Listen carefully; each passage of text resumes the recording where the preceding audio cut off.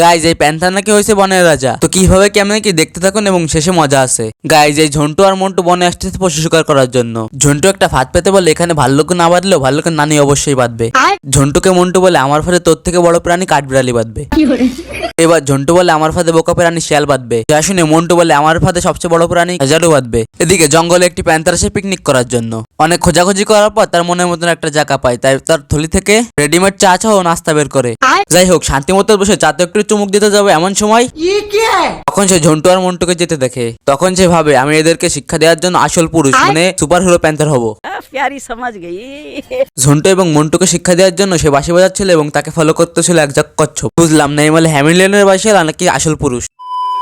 এদিকে ঝন্টু ব্যায়াম করতেছিল, সেই সুযোগে প্যান্থার তার খাটের উপরে একটা কচ্ছপ রেখে দেয়। যখনই ঝন্টু ঘুমায় তখনই এটা দেখে মন্টু হাসতেছিল, যার জন্য ঝন্টু তারপর সন্দেহ করতে থাকে এবং বলে আমি তোর খাটে এক প্যাকেট আসল পুরুষ রেখে দিব। कैसा लगा मेरा मजाक? এই সুযোগে ঝন্টু এবং মন্টুর খাটে কচ্ছপ রেখে দেয় প্যান্থার। পরে তারা যখনই ঘুমায় তখনই এরপর একজন আরেকজনের দিকে তাকিয়ে বলে আমি তোকে দেখে নেবো, তাই বলে কেলাকালি শুরু হয়ে যায়।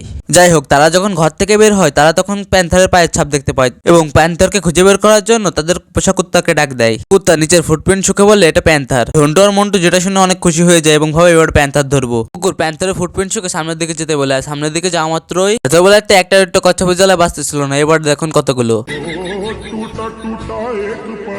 এরপরে কুকুর ঝন্টু এবং মন্টুকে সামনের গুহার দিকে যেতে বলে, কিন্তু তারা কচ্ছপের ভয়তে যেতে চাচ্ছিল না, জন্য তারা তার কুকুরকে পাঠায়। কুকুর গিয়ে একটা থলে বের করে নিয়ে আসে। মনে করে থলের ভিতর প্যান্থার আছে, আর যখনই থলে থেকে প্যান্থারকে বের করবে তখনই আর মানুষ পান না। প্যান্থারকে ধরার জন্য ঝন্টু একটি ফাঁদ পেতে সেটাকে চেক করতেছিল, কিন্তু সেটা কিছুতেই কাজ করতেছিল না। তখনই সে নিজে উঠে চেক করতে শুরু করে, আর তখনই তারা দুজনে প্যান্থারের ফুটপ্রিন্ট গাছের উপর দেখতে পায় এবং প্যান্থারকে ধরার জন্য গাছ উড়ে যায়। আর তখনই রসিকুলে প্যান্থার তাদেরকে জঙ্গল থেকে অনেক দূরে পাঠিয়ে দেয়, যেই কারণে সমস্ত প্রাণী প্যান্থারকে তাদের রাজা হিসেবে মেনে নেয়। আর এই ছিল প্যান্থারের রাজা হওয়ার কাহিনী। গাইজ, এই ধরনের নতুন নতুন ভিডিও দেখতে অবশ্যই আমাদের চ্যানেলটিকে সাবস্ক্রাইব করুন, আর নতুন একটা ভিডিও দেখতে এই পাশে ক্লিক করুন। তো আমি সাজিদ, আপনারা দেখছিলেন এক্সিট সাজিদ ইউটিউব চ্যানেল। তো ভালো থাকুন, সুস্থ থাকুন, আল্লাহ হাফেজ।